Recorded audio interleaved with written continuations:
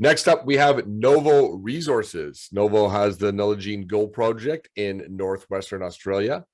We are going to be joined by Michael Spreadborough. He was previously CEO of MetalsX Limited, Managing Director and CEO of Nullagine Resources, and Non-Executive Director of Cleantech Holdings. He has a mining engineering background, over 20 years of experience in mining lead, zinc, uranium, copper, gold, and iron ore. He holds roles across the scope of the industry, from business and project development to operations and exploration. In recent times, Mike was the general manager for WMC, and then later the VP of mining for BHP Billiton at the world-class Olympic Dam mine in South Australia.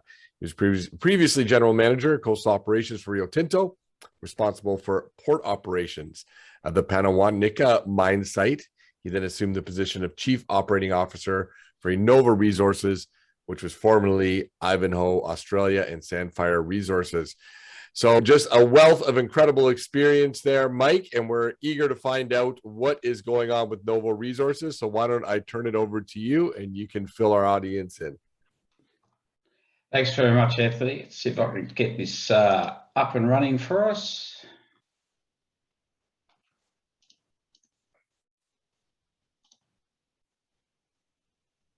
So hopefully you can see a slideshow there. We can indeed. There you are, all good. So look, it's a pleasure to give you an update on Novo Resources. So for those that aren't aware of the story, Novo is a TSX innovative gold producer. We're based here in Perth in Western Australia, and we have a significant exploration growth project, and we have an extremely large holding of tenements in Western Australia. We've recently commenced production in February 21 at our Beatons Creek Gold Project, and the last quarter we produced 18,000 ounces of gold. So that was a rapid startup. Exploration is core to our strategy, and we have excellent long-term potential and over 13,000 square kilometres of highly prospective tenements here in Western Australia. The balance sheet's good. Cash position at the end of the quarter was 44 million Canadian. And I'll talk about this further, but we have a large strategic investment of about 140 million Canadian, which secures the balance sheet. And we're very well supported by a great board and management team who have a lot of experience in mining from exploration through to development and production. Recently, we refreshed our strategy, and we're very clearly focused on embracing innovation to responsibly transform minerals for the benefit of our shareholders and stakeholders. So in particular, we do like to rapidly adopt innovative solutions and technology. We're actually very comfortable in finding deposits through exploration, developing them and taking them through to production. So we're a bit unique in that regards, and we definitely enjoy working for the benefits of all of our stakeholders.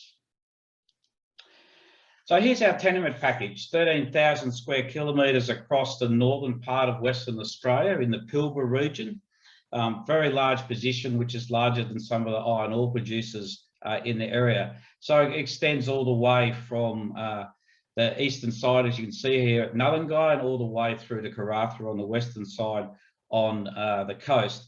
So Nullagine, a small town there, you can see we've got the Golden Eagle processing plant, and that plant we're using to produce gold from our Beatons Creek project. It really is first-class territory. As you can see, we're surrounded by Tier 1 gold projects. In particular, north of us, you can see the De Grey mining project, the Hemi, a 9 million ounce gold project. To the south, Capricorn Metals project. Callawindra has a 2 million ounce project. So across the board, we're surrounded by great projects, and we're out there looking for similar projects in our area. So the Nullagine processing plant was purchased from Millennium in 2020, and this forms the backbone of our extensive infrastructure to process the Beatons Creek Conglomerate Gold Project. And the Beatons Creek Gold Project is some 10 kilometres away from the plant, so very, very close. So you can see here, we've got a processing plant that's running at 1.8 million tonnes per annum, power station, on-site laboratories, camps, admin buildings, and very good access to water. So a very extensive infrastructure that will serve us for a very long period of time. It's recently had a commissioning birthday, So it's in very good condition going forwards. So, throughout 21, the focus has been a rapid ramp up of production, as you can see in the slide, and I've talked about it before. We produced 18,000 ounces of gold in the last quarter. Processing plant is running at 1.8 million tonnes per annum, which is fantastic. Great recovery rates. You can see that on the slide. We're over 94% recovery overall, which is fantastic. So we've seen a really good performance going forwards. Given that we're in Western Australia and Australia, we've seen very few COVID impacts, a few supply chain issues, but our people have been safe. We've been able to operate and commission and continue our exploration activities without any COVID impacts. So that's really important for us. And going forward, somewhere over 90% of our staff and contractors are double vaccinated. So we're in a good position in terms of COVID protection going forwards. So as I said before, we like to adopt new technology to improve the economics of projects and be able to bring them on board. And mechanical sorting is one of the areas that we've built internal capabilities. So we completed phase 1 test work on sorting of our conglomerate projects back in 2019 and 2020. We've now actually purchased the sorter, and we recently put out a new announcement that shows pictures of the relocatable construction that we're putting in place for the sorter, and that will allow us to move the sorter across different deposits in the Pilbara and bring them online. So that sorter has now been relocated to the Nullagine processing plant at Golden Eagle and is being assembled. And we plan to test over the next 4 to 5 months a whole range of samples from our projects across the Pilbara, and in particular our high priority projects of Comet Well and Purdy's. The gold concentrate that gets produced from the sorter will go into the gold extraction part of our processing plant. So that's very simple and low cost. So the plan going forwards is we'll relocate the sorter to Comet Well in early 2022, and we'll do a large scale test work of over 20,000 tonnes of product, with the aim that in 2023 or 2024, we'll commercialise the product and go into production, producing gold and trucking the concentrate back to our processing plant at Golden Eagle. So exploration is absolutely core to our strategy, and we see this as the key value driver for our shareholders. We have a world-class team. As I said before, a very large exploration tenement package of over 13,000 square kilometres of very highly prospective tenements. Our key is on the discovery of gold projects that have the potential to provide feed to our processing facility, and we definitely have the capacity for that plant to produce over 100,000 ounces per year with the right mill feed. Recently, we've changed focus a little bit, and in parallel to our gold focus, we are looking for highly prospective base metal targets. We've already identified copper, nickel, PGE and lithium projects on our tenements, and you'll see news flow as we work through those projects and do some drilling early in next year. We're definitely surrounded by good nickel and copper projects around our tenements, and we should see some really good, exciting news going forwards. We also have some very significant JVs in Victoria, so that's in the eastern part of Australia.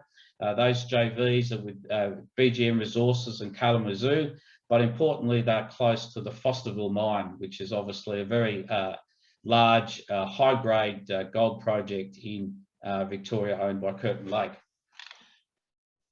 So coming back to that story of our investment portfolio, so you can see on the slide, we have a value of 140 million Canadian in that investment portfolio. Most of that investment is related to our 9% share in Newfound Gold, and we're a very supportive shareholder of what the team at Newfound are doing and their success in the drilling program. So that portfolio provides us access into the Canadian market. But importantly, we're good supporters, and we believe it helps strengthen our balance sheet. So a very important asset for us going forwards. So just to kind of sum up before we get into some questions, we really are focused on value. We've refined our strategy, and we're driven by that strategy. As I said, we are an innovative gold producer. We like adopting new technology. Our drive is to, in 5 years, be a 250,000 ounce producer for multiple projects. We believe ESG performance is critical, and we definitely have a focus on being a sector-leading ESG performer. As you've seen, we've got a great, exciting mix of production and exploration assets, great upside in our exploration tenements, and you should see some great news flow going into 2022 as we continue our drilling program. And that exploration program will continue with an aggressive spend that we'll talk about in January to the market. Well-funded balance sheet, as I said, 44 million cash, 140 million investments. So we've got a strong position to continue the work that we do. And as I said, a very credentialed and motivated board and management to deliver long-term investments. So that's where we are with Nova. Exciting. Keep an eye out for the news flow coming forwards in exploration and also in operations over the next coming months. Excellent, Mike. Thank you so much. I mean, Novo is a name that's familiar to a lot of our readers and our delegates, so it's really great to get an update on the progress you've been making there since it kind of first jumped into the public eye a few years back. I think also, you know, there's this more, certainly we see, you know, we want our platform to provide more of the bridge in these open conversations between all the exciting activity that's happening in Australia and what's going on in Canada. We're seeing more Australian companies acquire Canadian assets, and we're seeing more Canadian investors becoming aware and having that appetite for what's going on in Australia. So really happy to have you on here to help bridge that gap. I guess, can you give us a little more detail on the ore sorting program for 2021? And is there any, you know, just kind of go over again the guidance on production profile for the coming year? Yeah, so with the ore sorting, if you kind of go back to last week, we put out an updated news release. So that ore sorting facility, which is not only the sorter, but it's a crusher, chutes, conveyors, relocatable type arrangement, that's now been moved to our processing plant and has been assembled. Within about 2 weeks' time, we'll start treating those large bulk samples of the 9 deposits across the Pilbara. So you'll start to see some of those results early in 2022. Once that program's finished, we're going to pack all of that up and move it to the other side of the Pilbara where our Comet Well project is, and we'll do that 20,000 tonne parcel all the way through 2022. We believe it'll be extremely successful, and we're very much focused on 23 moving that into commercial production and being able to have a long-term gold project in the western part of the Pilbara. Excellent. Thank you, Mike. And thank you for really underlining as well a little pet peeve of mine. We have to make sure with our North American audience, when they see Pilbara spelt, a lot of people, I'm sure you get it a lot in North America when you come here, they say Pilbara. And of course, that first A is silent, everybody. It's Pilbara. So there's a little quick lesson. If you want to get some street credit in Australia, make sure you say Pilbara. Is that, am I fair to say that, Mike? Yeah, very simple. It's Pilbara, and it's the Nullagine Gold Project. Okay, so there we go. Thank you very much, Mike. Great to talk with you. Thanks for joining us. Continued success through next year. Take care. Thanks.